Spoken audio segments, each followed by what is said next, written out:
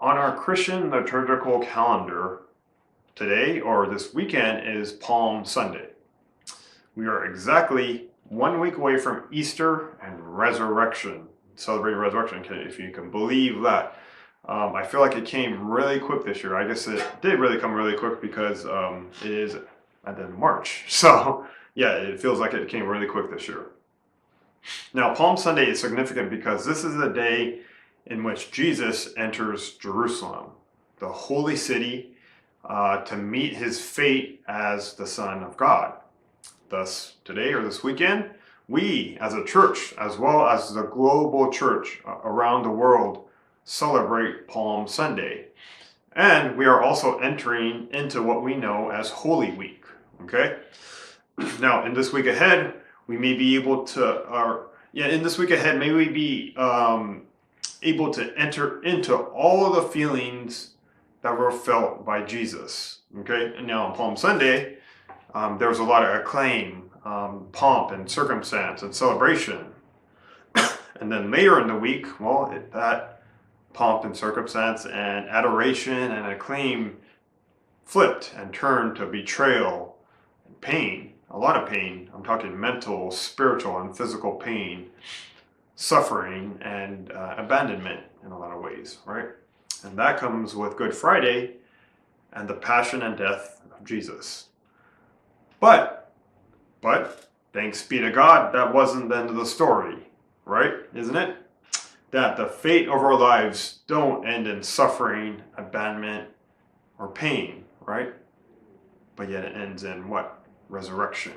Okay, resurrection. And resurrection means that God is not done with us yet. Okay, resurrection means that the hurt, the pain, the sadness, the abandonment, past regrets, things of that nature, it will not last because that is not in the nature of God. Okay, so I pray that we feel hopeful this coming week, and in the ups and downs of life, that we are working towards something. Okay, something bigger and greater, and to know that inevitably God is on our side. Okay, that God is on our side. He is for us and he is with us. Now, these past few weeks, we've been talking at length about money, tithing, priorities, things of that nature, right? Fun stuff, right? To talk about. Today, we finish off this series with a scripture that comes immediately after Jesus enters Jerusalem, okay? So there's scripture about Jesus entering Jerusalem, and then we're going to take a look at what happens right after that, okay? So, to kind of set the stage here, pilgrims from all over the ancient Near East descended upon Jerusalem, the holy city, for the Passover celebration, okay? Now, Passover celebrates the biblical story of the Exodus, okay? Moses leading his people out of Egypt, from slavery and oppression into freedom. Okay, that's what the Passover celebrates. Now, Jesus, he was a prophet from the north in Galilee, from Israel, deploys spectacle as he and his followers join the throng of pilgrims entering Jerusalem at Passover. Okay, so Jesus, he's doing something, right? To commemorate Passover. He, according to the Gospel of Matthew, in which we're going to look at in a little bit, he choreographs his approach to Jerusalem to, in a way, kind of resemble the advent of conquerors and kings throughout the Mediterranean world. Okay, so he's kind of like cooking up something where he enters in with a little fanfare in a lot of ways, right?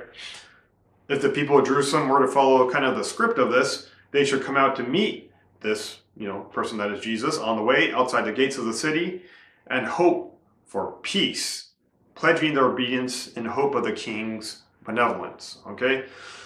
So Jesus' preparations for entering the city kind of mingle images of divine authority and humility, okay? So in the scripture before this, Jesus sends out 2 disciples ahead to secure both a donkey, if you remember that, and the colt for him to ride, okay? So the colt meaning like a younger donkey, like less than 4 years old kind of donkey. So he calls for 2 donkeys, right, to kind of ride in with. Jesus borrows 2 animals these two animals for his entry into Jerusalem, and it underlines the prophet Zechariah's assertion that the coming king is both powerful and humble. Okay? So in a lot of ways, doing this, Jesus is fulfilling scripture, or he's fulfilling a prophecy. Now, if you're wondering, that kind of sounds strange for someone, in a place like Jesus, being a rabbi, being a prophet, being a lot of things, being someone that would unite the people for the betterment of the country Israel and therefore the world. Why a donkey? That just seems like such an interesting animal to ride on. The male horse, now in this context, is an animal traditionally used in kind of coronation of Israel's kings, right? Because the horses, they were displays of power in a lot of ways, right? They were the horses that you went to battle with, right? To war. You attached chariots to these horses that they would pull, and they would be weapons of kind of destruction and chaos and violence in a lot of ways, right? And the donkey, well, not so much, right? I mean, they're cool looking animals, but I mean, they're very just a humble beast of burden in a lot of ways, right? Because they carried things for you, right? And they didn't really make a fuss. They were just kind of there and hanging out kind of thing, in a lot of ways. Now, in Zechariah 9, we're going to take a look at the scripture. The humble king is also a divine warrior who subdues the nations and exercises dominion from sea to sea and to the ends of the earth. Zechariah 9 through 10 says this, right? And this Zechariah, he's a prophet in the Old Testament. He says this: "Rejoice greatly, O daughter Zion. Shout aloud, O daughter Jerusalem. See, your king comes to you. Triumphant and victorious is he, humble and riding on a donkey, on a colt, the foal of a donkey. He will cut off the chariot from Ephraim and the war horse from Jerusalem. And the battle bow shall be cut off, and he shall command peace to the nations. His dominion shall be from sea to sea, and from the river to the ends of the earth." Okay, so we see that this prophecy has been fulfilled in the scripture as Jesus makes his way towards Jerusalem, riding on a few donkeys, okay, in a lot of ways, right? And the crowd hails him, David's son, or the son of David, shouting the words, or the prophetic words of Psalm 118, "Hosanna to the Son of David. Blessed is the one who comes in the name of the Lord. Hosanna in the highest heavens," which simply means, God, save us. Please save us, God, right? And this was a psalm, so Psalm 118, that was chanted at major festivals as pilgrims approached the temple. Okay, so it's very customary to celebrate this as they were giving acclaim to Jesus as he was riding in on, well, a very humble animal, right? A humble beast of burden in a lot of ways, right? It also celebrates God's steadfast love and deliverance of the righteous sufferer who endures rejection. Okay, so Jesus' entry into Jerusalem, it imitates a very kind of elite practice. Okay, a crowd hails him as king, right? They spread cloaks on the ground and wave palm branches, right? It was very customary for the entrance of someone very important, like a king. And they chant this Psalm 118, which praises God for victory over the nations, right? Yet there are very obviously significant differences here, right? So very significant difference. Jesus, well, he rides not on a war horse, right? But on a donkey, right? A very humble donkey, right? Crowds of common folks welcome him in. They're basically peasants, right? Or basically the lower half of, on the hierarchy kind of thing. There are no speeches of welcome from elite leaders. In fact, none of them are really there, right, to welcome him, right? Because, well, he's not, portraying himself as an elite figure. He is not authorized by a dominant ruling power. He only represents himself. He represents God, right? And it's God's purposes, not Rome's or not the elite's purposes, right? So Jesus anticipates future greatness and signifying God's dominating coming rule that will end Rome in a lot of ways, right? So now he proceeds to another goal, right? So after he kind of enters in Jerusalem with fanfare from the very, very common folk of society, not proclaiming him to be elite in a lot of ways. As he enters the city, now he comes in for another goal of his, and that's the temple, right? The temple where he performs another, well, let's just say a spectacular act he does. So our main scripture today comes from Matthew 21, verses 12 through 17. Matthew 21, verses 12 through 17. And again, this scripture is what comes immediately after the scripture of Jesus entering Jerusalem on a donkey and all the hosannas and all the adulation that comes from him. This comes right after that, verse 12. Jesus entered the temple courts and drove out all who were buying and selling there. He overturned the tables of the money changers and the benches of those selling doves. It is written, he said to them, my house will be called a house of prayer, but you're making it a den of robbers. The blind and the lame came to him at the temple, and he healed them. But when the chief priests and the teachers of the law saw the wonderful things he did, and his children shouting in the temple courts, Hosanna to the Son of David, they were indignant. Do you hear what these children are saying? They asked him. Yes, replied Jesus. Have you ever read? From the lips of children and infants, you, Lord, have called forth your praise. And he left them and went out to the city of Bethany, where he spent the night. Okay? In these, in this, these few scriptures, there's kind of a lot going on there, right? There's kind of a lot of action going on. But first, let's keep in mind that it is not a bad thing to get angry. Okay, because Jesus was obviously very, very angry and very displeased with what was going on. Okay? In this instance, Jesus was angry at a lot of the injustices the temple of God was imposing on its people. Okay? Now, Jesus' first act, he drives out those who were selling and buying. Okay? Now, Passover, to give a little, background on this, Passover was one of 3 pilgrimage festivals in the Jewish culture. The others being Sukkot and Shavuot. Okay, try saying those 3 times. Okay, so there are 3 pilgrimage festivals where basically all Jewish people descended on Jerusalem, right? For these festivals, right?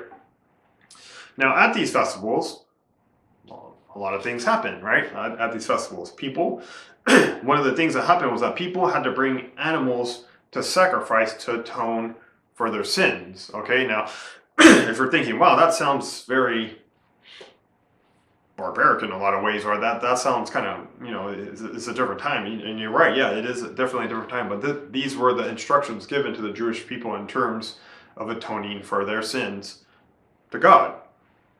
So now imagine we go back to this time, 2,000 years ago, and we had to travel a long way for one of these festivals, right?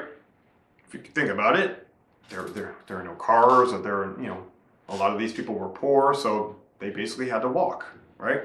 Or maybe they had an animal like a donkey to carry their stuff, but more or less they had to walk, right? They had to travel a long way, with your family in tow, kind of things, right? And if you think about it, if they knew that they had to transport animals too in a lot of ways, wouldn't that make the trip that much more harder? Like, it would be hard enough just to get to, Jerusalem for a couple of days journey, right? But to travel with like the animals that you're going to sacrifice would just made things a lot harder, right? So therefore, what these people did was that they bought the sacrifices that they had to make to atone for their sins at the temple, right? At the temple. And in turn, the temple, well, they sold animals to the pilgrims that came, because they knew people were descending upon the city for these, pilgrimage festivals. So therefore, they needed, these animals to sacrifice to atone for their sins. Like, they had to do it, basically, right? So everybody needed doves and different kinds of animals to sacrifice to atone for their own sins. And very few of them would travel with them because it was hard, right? It was just hard logistically to do that. Now I'm going to stop here for a little bit and talk about Disneyland. Bet you didn't see that one coming, right? Bet you didn't see that coming, right? We're talking about the Magic Kingdom here, right? When I was in high school, Disneyland, it only costed maybe 1 arm to get into the park because, well, I was able to pay my way, for a pass when I was in high school, kind of thing. Like, it was less than $100. So going to Disneyland was a fun experience. It's very nostalgic for me. There's a lot of good memories. I haven't been there in a few years, and for more than a few years, to which I'll explain in a little bit. But it was a very nostalgic place for me. But it's so expensive now these days. It's so expensive now. It'll cost you 2 legs to get just into the park, right? Kind of thing. And not only on top of that, once you get into the park, you're kind of like at the mercy to buy all their stuff, right? Like I'm talking like souvenirs and churros and that $20 cheeseburger that you have to get because it's part of the experience, right? So it's like, you're in this place and you kind of have to, partake, or you have to kind of buy food because, you have to eat kind of thing, right? So it's as expensive as it costs to get you into the park, you still have to buy certain things, to eat, and if you have kids, to make sure your kids are drinking and eating and stuff like that too, right? End of the story, it's very expensive, right? It's very expensive, very expensive. So the reason I kind of bring this idea up is that kind of the same idea, right, is going on here at the temple. While the temple treasury oversaw a massive temple economy involving various supplies for the temple's functioning, they also collected and made money off of the animals that they knew these pilgrims needed to sacrifice. Sometimes double or triple the amount of what they should cost, right? And also collected temple tax as well. So if you can imagine, it was like an economy there, right? They knew that they had people coming in from all over the country for these, festivals, and well, they needed animals to atone for their sins, right? So what they did was that they charged double and triple for these animals because they knew that these people had to pay for it. Therefore, it not only lined the temple's pockets, but it lined their own pockets as well. Let's talk about greed, and let's talk about the rich getting richer off of the poor's or cord, right? So not a good look, right? Not a good look for Jerusalem and the temple as well, right? And also not to mention all the backdoor deals that these elites of Israel were making with Rome, right? To satisfy Rome in a lot of ways.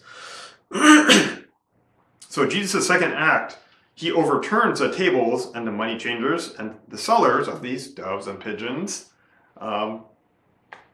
for these reasons, right? Because he's seen the injustices that were taking place to their own people. Now the act is symbolic, right? It's not really a lasting reform. It highlights the protests, the temple economy, as sustaining the temple leadership's kind of political reach, let's just say, that maintains an elite benefiting society. So basically it's promoting the idea that, well, the elites and the people that are running things at the temple, they're profiting off of the very common folk of Israel. Jesus had a problem with that, right? He had a problem with that because he right there pointing out, he's saying that's not right to do that to your own people, right? According to the prophet Isaiah, in Isaiah 56, it says this: my house shall be called a house of prayer. Okay? Again, fulfilling another Old Testament prophecy, right? In part of a vision of Jerusalem being restored as a place where any and all nations, Gentiles, outcasts, anybody basically can gather for prayer. Okay, so again, Isaiah's kind of prophetic word about the idea of a house of prayer is not just for the people of Israel, it's for everybody. It's inclusive to all, right, to gather for prayer. These words envision the fulfillment of the temple's purpose. At the same time, they implicitly challenge the priests who have made the temple unsuitable for such prayers. Okay, so again, the sad thing about this is that the priests, they were in on the whole scam of this whole thing in, making money off of their own people, off of the very common folk. Okay, so this is why Jesus gets upset, right? So again, in the scripture, Jesus accuses the temple leaders of making the temple a den of robbers, right? A den of robbers, because that's, in essence, what they are basically doing, right? The original Greek term designates bandits, or even terrorists, for that matter, who destabilize imperial society by attacking elite personnel and property, okay? So again, the citation identifies the elite temple-based leaders as basically robbers, right? Robbers who cause societal damage, right, by their practices in basically stealing money from the poor, right? It's a very sad scene going on there, right? And you can imagine the indignation that Jesus is feeling about this, because again, he has discernment above a lot of things, so he sees what's going on, and it hurts him, right? It hurts him. The scene closes with Jesus' final action. He heals people, right? He heals people. Isn't that amazing? Out of all of that, he still heals people. In verse 14, it says, the blind and the lame came to him at the temple, and he healed them, right? Such a kind of a different way to kind of look at this scripture, right? He heals the blind and the lame, almost as an act of repairing the damage that was caused by these practices, right? So again, very symbolic representation of attempting to heal what was going on with just the corruption and just all the chaos and the den of robbers. Almost Jesus trying to say, hey, let's do some good here for once, right? Let's restore some people. Let's deliver some people, right? Like, okay, this is how you're going to treat the temple and use greed to line your own pockets off your own people. Here's what I'm going to do. Okay, I'm going to heal people, right? I'm going to give people sight. I'm going to make the lame walk kind of thing, right? And at this sight, well, the children are delighted, right? Children are delighted. While the temple leaders are not. If you can imagine, right? If you can imagine, if you're a temple leader in this time, you don't want to be called out because you've been doing this for a long time, right? And here comes Jesus calling you out for this. Not going to make you happy, right? It's not going to make you happy because you've been kind of, doing this for a very, very long time. You're lining your own pockets, you're getting rich, and you basically don't want this system to shut down, right? This cash cow to shut down, right? But then here comes this guy who shakes things up and calls you out on it, right? Doesn't really feel good, right? If you're in the temple leader's kind of shoes. All this is to say is that greed, this all comes back to greed. Greed, again, has the ability to destroy us, destroy things, destroy countries, destroy our world, right? Which, on the other side of the coin, generosity, it blesses us, right? Just as Jesus was attempting to do while healing people, right? Restoring people. Let's do some good here at the temple, right? May we take all of this and we remember that all of this whole thing, it points back to a God that yearns and yearns for us to be whole, to be complete, without blemish, not so we can boast, but so that we can live in peace and joy with one another. Okay?